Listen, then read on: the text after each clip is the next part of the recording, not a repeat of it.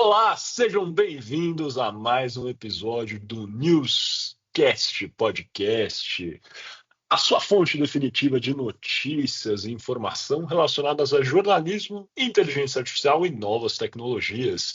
Como sempre, eu sou um dos seus apresentadores, Miguel Galute Rodrigues, sou CEO aqui do 11.news, Newstech, que está ajudando aí a revolucionar o mercado do jornalismo com a ajuda de inteligência artificial. Eu estou aqui com o Renato Arthur e o Adilson Alberto Barreto Neto, que hoje não está em Aracaju, mas está na casa dele, cara, com o seu amigo Pedro Paulo. Um salve para Pedro Paulo Infelizmente. também. Qual é a chance do Pedro Paulo algum dia ouvir o Newscast Podcast, o Newstech Podcast? É Zero, zero. impossível, cara. Zero, né? Zero.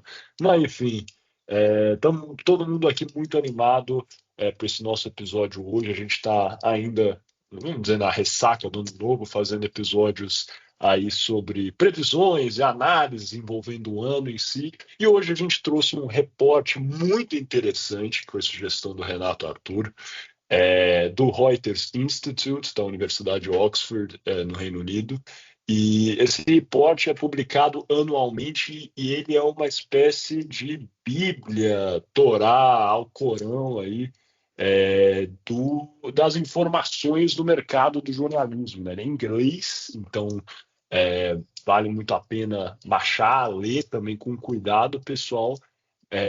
Mas com certeza não vou conseguir bater em todos os pontos aqui hoje, porque ele tem 168 páginas, inclusive. Mas tem muita informação sobre tendências, pesquisas relacionadas ao uso de inteligência artificial, pesquisas relacionadas a redes sociais, novos produtos, faturamento das empresas de jornalismo e jornais em si. Então, assim, para quem está entrando nesse mercado agora, se é um estudante de jornalismo, estagiário, quer entender como é que está o mercado de jornalismo no mundo, vale a pena. Se você é um jornalista já com anos de carreira, ainda assim vale a pena para entender as tendências. E se você é o dono de um jornal, um publisher, então nem se fala.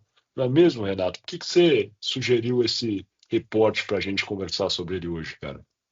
Cara, reporte muito massa, muito rico para a gente bater o nosso papo aqui, porque ele traz inúmeros aspectos assim do consumo e da produção de notícia. Então, fala de inteligência artificial, como a galera gosta de consumir, como os jornalistas se sentem produzindo, utilizando esse recurso. Fala sobre as novas formas, as novas maneiras de se consumir conteúdo, podcast, como é que tá, vídeo curto, vídeo longo, como é que tá essa situação. Então, eu acho que no final do dia, quando eu li esse report aqui, eu pensei o seguinte: eu preciso trazer isso aqui para conversar com os meninos, para a gente trocar ideia para nossa empresa.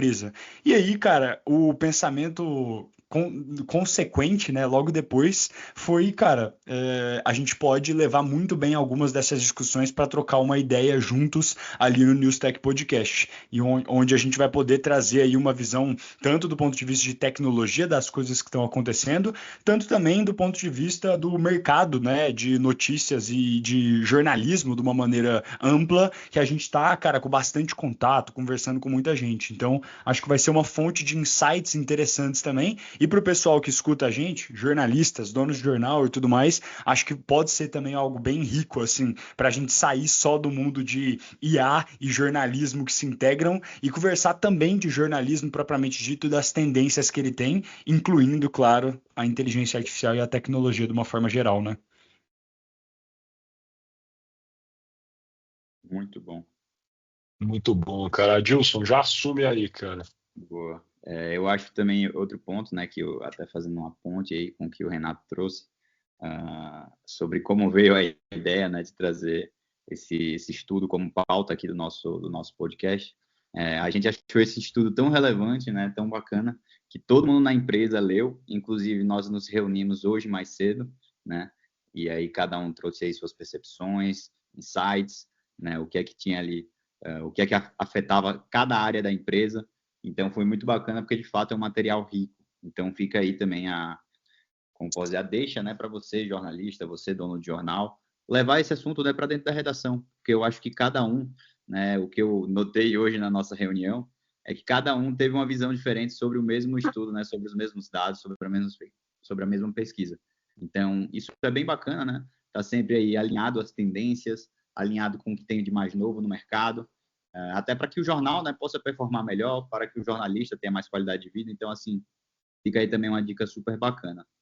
Agora, falando sobre o report em si, né, um report bem extenso, né, um estudo aí que contempla, como posso dizer, várias frentes, né, do jornalismo. Algumas o Mix já mencionou, né, tanto a questão de faturamento, quanto tecnologia, quanto, cara, inovação, consumo, onde está esse usuário, usuário não, né, leitor, qual o grau de confiança na mídia, né, tudo isso meio que está ali no report. Ele até traz visões, né, por país. Outro ponto, né, que ele também traz de uma maneira bem relevante é a questão aí política, né, e socioeconômica. Então é bacana aí também para o pessoal que tem esse viés, né, muitos jornais aí ligados à política. Eu acho que é bom estar por dentro também do assunto.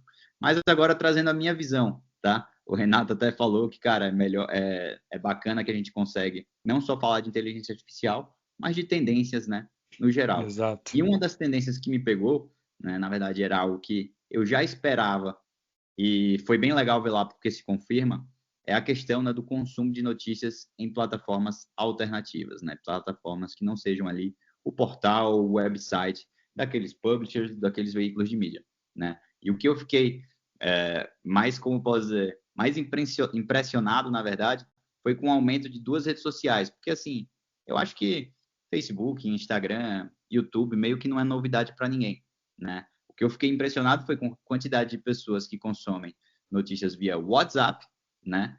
Ou seja, recebem ali as notícias nos grupos de WhatsApp, fazem parte de grupo, de mailing, né? Fazem esse tipo de consumo. E também pessoas que consomem notícias pelo TikTok, né? Então, eu fiquei também impressionado porque, assim, é uma plataforma, né, de vídeo curto. A gente tinha muito essa visão, esse, entre aspas, preconceito de que só jovem usava, mas a gente vê que, cara, o TikTok cresceu, né, muito, principalmente voltado aí para a questão de notícias, né? Então isso aí me deixou de fato como posso dizer, de boca aberta, né? Então eu achei isso bem bacana. Cabelos em pés, né, Betinho? Muito massa. Só para trazer números aqui para a galera, a primeira fonte alternativa de notícias que a galera mais consome é o YouTube, com 31%, o WhatsApp vem na sequência com 21% e o TikTok com 13%. Então é bastante interessante mesmo essa distribuição que acontece e é um dado bem novo mesmo, bem bom ponto levantado, Beto. Interessantíssimo, cara. Muito bacana, cara.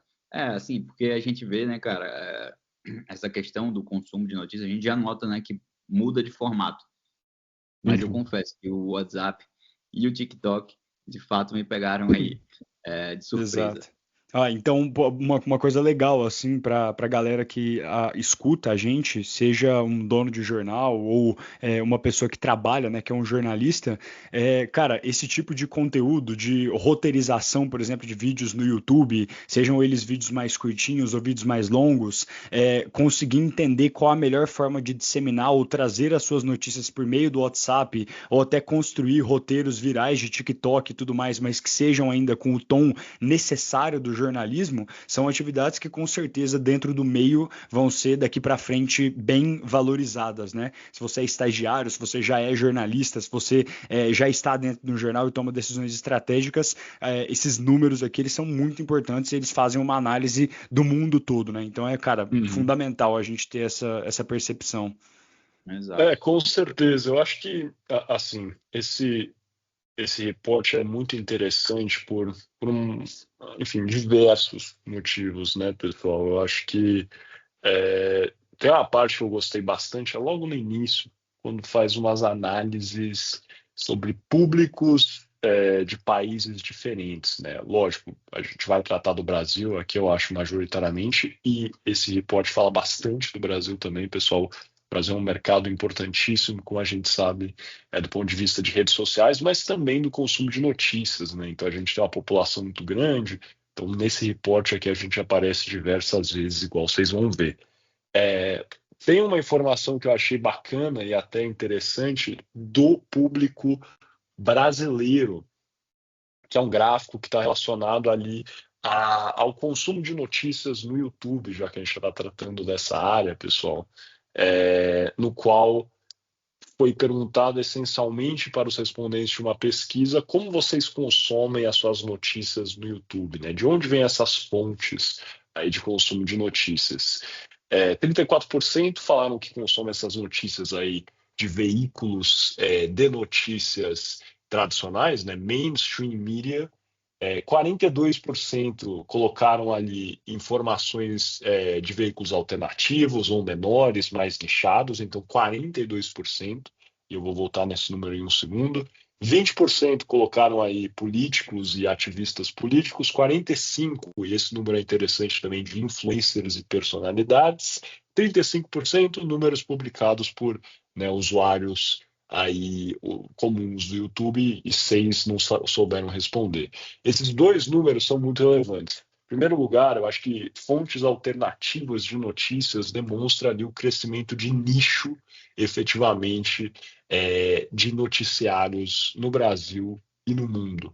Eles comparam com o Reino Unido, comparam com os Estados Unidos e tem algumas diferenças. O mercado do Brasil se assemelha bastante ao dos Estados Unidos.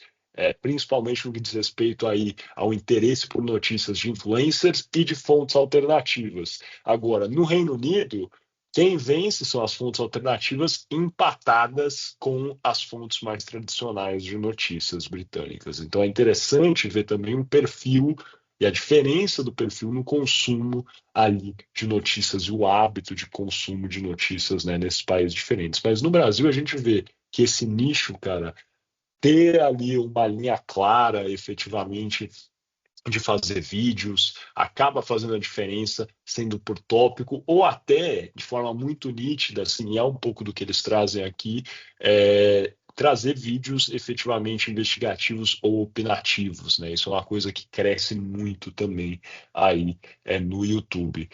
Mesma coisa, acho que dentro desse campo a gente pode colocar a questão de personalidades e influências, que é uma tendência no jornalismo, né? Eu vi outro dia uma palestra, não vou lembrar exatamente quem foi o palestrante, mas era um jornalista, na verdade, enfim, um diretor de uma empresa de jornalismo, não quero falar o nome errado aqui, mas que ele mencionou que eles estavam criando efetivamente um projeto de info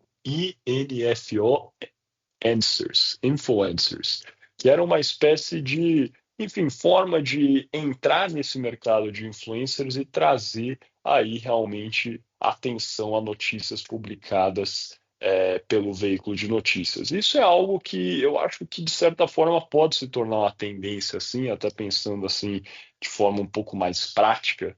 Eu vejo que várias vezes a gente acaba consumindo vídeos que têm cortes ou imagens, né, que aparecem ali flutuando na tela de uma manchete do Estadão, da Folha, do Poder 360 e por aí vai. E quantas pessoas efetivamente vão até esse veículo de notícias para consumir a notícia no final? Então, eu vejo que até ter parcerias ou realmente criar influencers, igual foi colocado, pode ser uma tendência, sim, para que o trabalho e, né, as reportagens dos veículos de notícias sejam veiculadas e atinjam mais pessoas no final do dia. Porque eu acho que, querendo ou não, no final do dia é isso, né, pessoal? O interesse maior do jornal e do jornalista é informar e atingir as pessoas da melhor forma possível. Então, é um desafio ter que se adequar a essas questões, entrar em outros meios, mas certamente para cumprir aí com o objetivo social, né, o propósito do jornal, acho que esse reporte mostra que cada vez mais os jornais e os jornalistas em si vão ter que abrir o leque e entrar em outras áreas. Oh, isso é sensacional, cara. É muito interessante. Eu me lembro, Mix, quando a gente estava na nossa maravilhosa faculdade de Direito, a gente estava tendo alguma aula, que eu não me lembro, teoria geral, sei lá o que que era, e eu me lembro de uma professora dizendo para a gente o seguinte: manter a tradição é um elemento que, na mentalidade humana, garante credibilidade. E aí a galera ficou meio assim, tipo, como assim? O que você quer dizer? E aí ela trouxe um exemplo muito ilustrativo: religião. Religião é uma coisa que anda a um por hora, né? Uma coisa muito, vou chamar desse jeito, assim. Ela se mantém muito, ela é muito conservadora, né? Por essência. E ela tem uma credibilidade muito grande. Pessoas que seguem aqui o âmbito da religião, né? Acreditam ali nas questões, cara, se enfiam naquilo com uma credibilidade absoluta. Existem outros mercados que têm esse elemento também de credibilidade e, naturalmente, eu acho que é um comportamento humano. Quando você busca credibilidade, existe talvez uma espécie de conservadorismo um pouco mais intensivo. Direito é uma área dessas, por exemplo, e talvez o jornalismo também seja, porque tem essa questão de fonte de credibilidade e tudo mais. E é interessante isso, porque, de um lado, a gente vê que com tanta fake news surgindo, tanta coisa complicada surgindo, talvez é bom o jornalismo se manter nesse meio de tradição, mas ao mesmo tempo ele ainda precisa se adaptar. Eu não sei, assim, não é uma questão de resposta, é mais um questionamento, né? Mas para até comunicar com o que você trouxe, tem um dado aqui no nosso report que é exatamente do Brasil e que ele traz a seguinte análise: existe uma dificuldade grande dos veículos de notícia crescerem no TikTok. E ele traz até uma comparação. Ele fala que a maior emissora, né, do Brasil, que é a TV Globo, tem uma quantidade aproximada de 6 milhões de seguidores no TikTok, enquanto o Whindersson Nunes tem uma quantidade de 22,4 milhões. Então, é muito louco isso, assim, tipo, existe realmente uma dificuldade, talvez, mercadológica, mas eu entendo até que não precisa nem ser necessariamente uma dificuldade, talvez seja uma percepção do mercado de que precisa ir com calma nesse negócio de, cara, trazer um vídeo muito TikTokizado, trazer uma coisa muito creator, trazer um negócio muito de influencer, porque nós ainda somos um antro importante de credibilidade. E eu acho que faz sentido, mas não sei qual que é o futuro. Queria saber o que vocês acham disso aí. Problematizei várias coisas, não Não, trouxe resultado concordo. nenhum. Não, eu entendo isso também, cara, porque se for parar para pensar, é, assim, vamos por partes, né? Igual o Jack Stripador diria, cara. É, o, eu acho que tem esse medo até para não alienar quem já está acostumado a ler o veículo, né? Pô, o cara tá Boa. lendo, não quero estar associado a isso aqui, cara, uma bagunça no TikTok, etc. Só que um gráfico no início, eu acho que lá no início, página 16, por aí vai, até estava buscando, demonstra que isso, no geral, não tem tanto impacto. Por quê? Porque a pessoa que está Nossa. lendo, muito provavelmente não vai ser a pessoa que vai assistir no TikTok. Então, o que é muito comum? Eu dou sempre esses exemplos. Tem um exemplo que eu gosto bastante, que é o Morning Brew, lá dos Estados Unidos, mas o Morning Brew não é o melhor exemplo, porque ele já tem uma pegada mais brincalhona, até no texto, assim, é super jovem. O maior exemplo para mim de diferença entre conteúdo no jornal e no TikTok é o Washington Post. Assistam os TikToks do Washington 100%. Post. São brilhantes, assim, são engraçadíssimos. Eles passam a notícia para atingir o público do TikTok, que é naturalmente mais jovem. E a gente tem isso no início. Tem pessoas um pouco mais velhas também que consomem TikTok? Tem. Mas o gráfico da página 16 demonstra, é muito menor. Bem menor. Naturalmente. As pessoas que consomem notícias por escrito têm pessoas jovens, mas, se eu não me engano, se for pegar o espectro total mundial, eu vou até pegar esse número para não falar o número errado, porque isso aqui é muito relevante. Ó, notícias escritas entre 18 e 24 anos, 10% falaram que eles costumam se informar ali pelos sites desses veículos de notícias. 10%, né? E quando a gente for pegar do TikTok, 55 mais, que seria a faixa das pessoas mais velhas, só 3% se informam Total. usando o TikTok. Então não é o mesmo público. Você Ah, consegue ter uma vertente do TikTok mais brincalhona, mais leve, que consegue passar isso de uma forma que se aproxima ali ao usuário, ao que seria o leitor, mas a pessoa que está assistindo, o web espectador, e também ter uma comunicação, uma escrita que vai comunicar melhor com o público que está lendo você. E tudo certo com isso, eu acho. Se o Washington Post, que é um dos veículos de notícias mais relevantes do mundo, entendeu isso, certamente cabe a nós também refletir e pensar como a gente pode adequar isso a outras é, realidades. Acho que é muito disso também. Eu Total. entendo, no entanto, essa preocupação que você falou, Renato, é verdade. Né, para destruir, entre todas as aspas, né, reputação, ter problemas, o pessoal reclamar, é possível. É um risco, obviamente. Eu acho que quebrar com esse paradigma, eu não vejo nenhum veículo no Brasil fazendo Perfeito. isso que o Washington Post faz.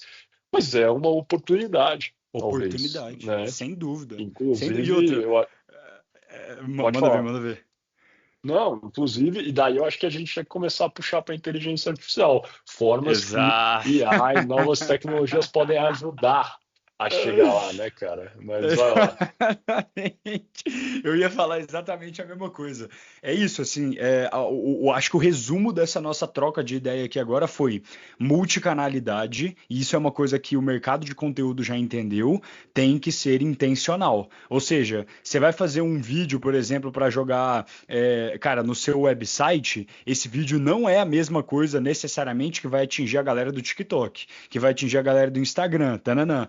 Então, como fazer as coisas de uma forma mais personalizada? A inteligência artificial entra aí de uma forma cabulosa, cara. Se você consegue construir coisas que geram essa, vamos chamar, personalização conforme a multicanalidade, você consegue economizar uma quantidade de tempo e de recurso muito grande. Porque, vamos ser honestos, a quantidade, se a gente for parar para pensar em todas as unidades de instituições de notícias que existem no mundo, a quantidade que consegue contratar uma pessoa, por exemplo, para ficar na parte da edição de vídeo, de rede social, tal, e algumas redes sociais diferentes ali específicas, outra que fica em podcast, outra que fica em texto escrito. Cara, ninguém consegue isso. Menorzíssima parte dos veículos de comunicação conseguem. Então, é isso, cara. Entra inteligência artificial fortemente nesse negócio. E eu gostei muito do termo que você usou, Migs. Aqui no Brasil parece ser uma oportunidade de trazer uma coisa mais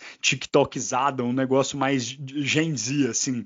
Porque, cara, pra ser honesto, eu até pensando na nossa empresa, inclusive, tem um outro dado aqui desse report que fala que existe uma quantidade aproximada de 47% das pessoas respondentes que não que evitam notícia. Tem alguma coisa, mano, errada. Existe espaço para mudar intensamente, porque se tem quase 50% da população não consumindo notícias, cara, tem espaço para fazer mudanças e revoluções aí complexas dentro desse meio, né? Eu acho, pelo menos, meu julgamento combinando números. Queria que o Beto falasse alguma coisa, cara. O Beto tá quieto. Não, Você tá amando o Beto? O gato Beto, comeu a sua língua, rapaz. o Que é Beto isso, começou a mano? namorar, parou de participar do Newstek. Deve Não, vocês ser. estão tão empolgados aí, pô. Vou falar o quê? Ah, lacre, cara. Eu quero ver você lacrar, rapaz. É, mas muito bom. Todos os pontos trazidos, né? Ah, tanto pelo Mix quanto pelo Renato, falando aí a questão das redes sociais e agora já voltado mais para IA mesmo, né? E eu acho que sim, o caminho é essa questão da personalização. Você vai ter essa opção, né? Pensando aí em formatos, né? Em conteúdo mesmo, né? Você vai poder adaptar aquele conteúdo e tentando casar isso com a informação que eu tenho aqui, que eu acho que pô, é bem relevante, é em relação à confiança, né, no uso de inteligência artificial. E o Ué, que é que a gente tem, né, o que é que aparece aqui nesse report, né, em que ele vai falar sobre a questão da inteligência artificial. Aqui, ó, vou até ler aqui a quote, que é: o nível de conforto com inteligência artificial varia por tema. Menor aceitação em notícias sobre política e crimes, maior aceitação em esportes e entretenimento, né? Então, o que a gente vê é que o pessoal eu acho, né, vem aceitando mais essa questão da IA, mas ainda tem alguns temas que existe aquele pé atrás. E é aí onde a gente bate na tecla, né, da necessidade de uma supervisão, de um humano ali, né, checando o trabalho, conferindo e, de fato, né, postando aí, publicando as histórias, né, no ar. Outro fato, né, que também eu achei interessante, eu até comentei hoje na nossa reunião mais cedo, é que, assim, já é esperado, né, mas os americanos são os mais receptivos à IA. Eu acho que por uma questão cultural mesmo, né? Os americanos tendem a ser aí os early adopters, né, de várias tecnologias. Com a inteligência artificial não é diferente. Então, eu também achei esse dado muito bacana.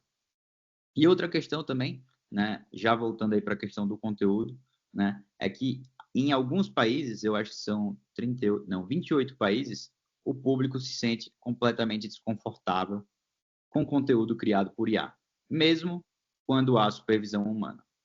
No entanto, a aceitação, né, quando a IA apenas auxilia jornalistas em tarefas como transcrição e pesquisa, né? Então, o que eu acho que o pessoal tem um problema é daquela IA automatizada, né? Uma IA que ela vai ali, como eu posso dizer, meio que sozinha, né, de uma maneira meio self-aware, né? Não que ela tenha um self, mas enfim, acho que deu para entender, vai disparando ali as notícias, né, vai fazendo julgamentos.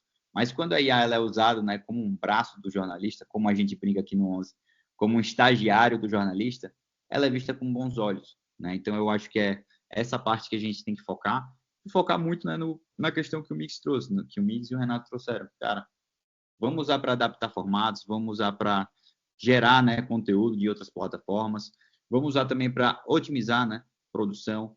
A gente não tem aqui 1 milhão de redatores, não vai ter 1 milhão de editores, enfim, para fazer roteiro para TikTok, Instagram, tudo mais. Então, eu acho que a IA já está em jogo. E é bom ver que, dia após dia, né, mesmo com essas barreiras, as pessoas vêm aceitando, né, mais e mais o uso dela.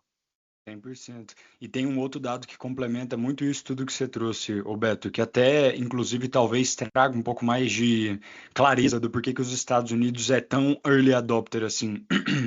Existem inúmeros critérios que eles fazem de análise aqui em relação à idade e etc. sobre a aceitação ou não de inteligência artificial.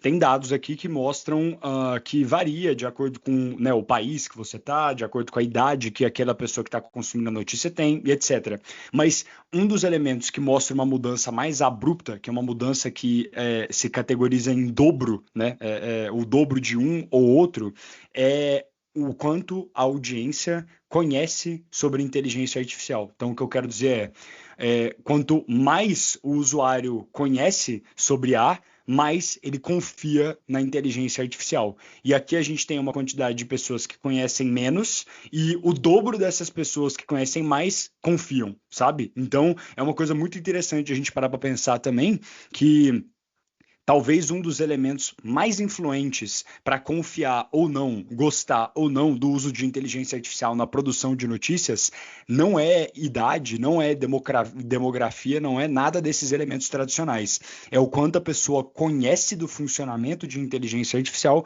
e quanto ela não conhece. Quanto mais ela conhece, mais tranquila ela fica com esse uso. Esse dado aqui é muito forte para a gente usar nas nossas reuniões. Ele é bem interessante, cara. Ou demais, cara. E eu estava analisando essa parte que o Adilson falou aí, justamente sobre a preferência, né, de tema para consumo de notícias baseado também na faixa etária do leitor. É muito interessante isso, né? Acho que, no geral, a gente vê uma predominância na maior parte das faixas etárias, pessoal, do interesse muito grande por notícias locais. Isso é algo que, enfim, quem acompanha pesquisas, assim, no geral, de jornalismo há algum tempo, alguns bons anos, isso tem sido uma tendência mesmo. Investimento em notícias locais, o Axios ganhou muita frente nisso, fazendo nos Estados Unidos ali diversas costelas em alguns mercados locais também, efetivamente. E as pessoas realmente têm interesse em saber o que está acontecendo nas suas cidades. Então, é uma coisa que parece estar crescendo ainda, pelo que a gente vê, tem uma relevância gigantesca para quem está numa faixa etária mais velha, né, mais de 55 anos. Quando a gente pega esse recorte aí, 61% dessas pessoas com mais idade se interessam por notícias locais, mas é também o tipo de interesse de notícias mais relevante aí para pessoas entre 18 e 24 anos, com 27% das pessoas se interessando por notícias locais, e também de 25 a 34, com 34% de interesse, que é muito bacana de pensar. Tem uma coisa que eu acho relevante também, que é o interesse mais focado de notícias de política, e eu vou colocar economia aí também, nas pessoas que têm um pouco mais de idade, né, entre 45 anos e 55 plus. Né, as faixas etárias são essas, 45 a 54, ali tem um interesse por notícias de política, etc., de 38%, e 55 mais tem um interesse de 51% dos respondentes nessas pesquisas que foram feitas para o reporte em notícias de política.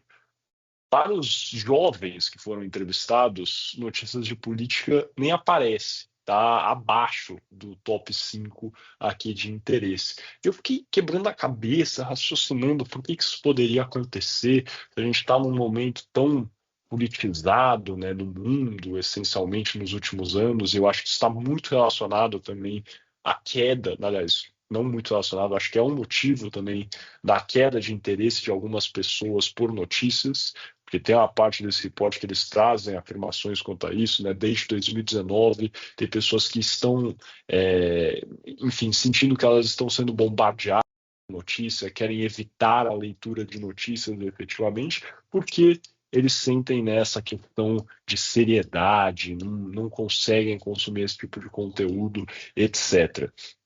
Tem um fator muito relevante que eu acho que impacta essa preferência, aí interesse das pessoas mais velhas por política, que que no geral essas pessoas são tomadores de decisão. Né? Acho que em termos de faixa etária, pensando ali em progressão de carreira, se você tem mais idade, naturalmente você será um gestor, um diretor, etc. E por aí vai.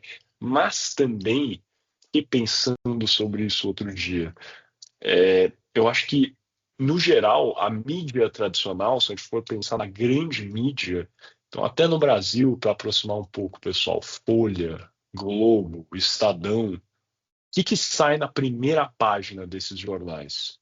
Política, né? Economia, alguma coisa assim. A manchete, no geral. Quanto outros veículos, talvez isso não seja o caso. Um ou outro nichado, etc. Talvez tenha foco nisso. Mas política, no geral, está mais nesses veículos aí clássicos que eu acho que estão relacionados a uma leitura de um público que é também mais sênior. E eu estou linkando isso tudo aqui, pessoal, com um outro podcast que eu ouvi que o Renato recomendou também, eu não vou lembrar para já fazer um link aqui, mas aquele lá do SEO, Renato. Depois a gente deixa o link aqui também, que é muito bacana. Que essencialmente nesse podcast foi conversado sobre algumas questões, né, das buscas de IA no Google, etc., e como isso eventualmente poderia diminuir o fluxo, né, de visitantes a alguns veículos de notícias, um tema que a gente até já discutiu aqui de SEO, etc. Eu acho que isso terá um impacto, a gente não precisa entrar nesse tema de novo, mas uma coisa que foi bacana que eles falaram no podcast foi que possivelmente o tráfego, por causa de algumas mudanças, pode diminuir para alguns veículos nichados ou etc. Mas certamente o que tende a acontecer ao longo dos próximos anos é que a qualidade das pessoas, né, dos leitores de notícias tende a crescer. O que eu concordo plenamente, assim, eu acho que a qualidade vai crescer, talvez seja uma coisa menos massiva do que era antes, porque as pessoas não tinham outra opção a não ser ler notícia no jornal de papel ou escutar a rádio. Agora tem N coisas para fazer.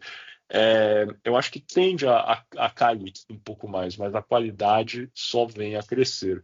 E eu acho que, só para finalizar, antes de passar, pessoal, o caminho eu tenho cada vez mais certeza e clareza disso, a personalização do conteúdo, mesmo que textual e as pessoas tenham lido menos, de forma para aproximar mais a leitura dos consumidores de notícias, porque é verdade, acho que é muito bom estar no TikTok, é muito bom estar no YouTube, porque tem pessoas que não vão ler, o texto pode estar personalizado no estilo, não vão ler, tudo bem.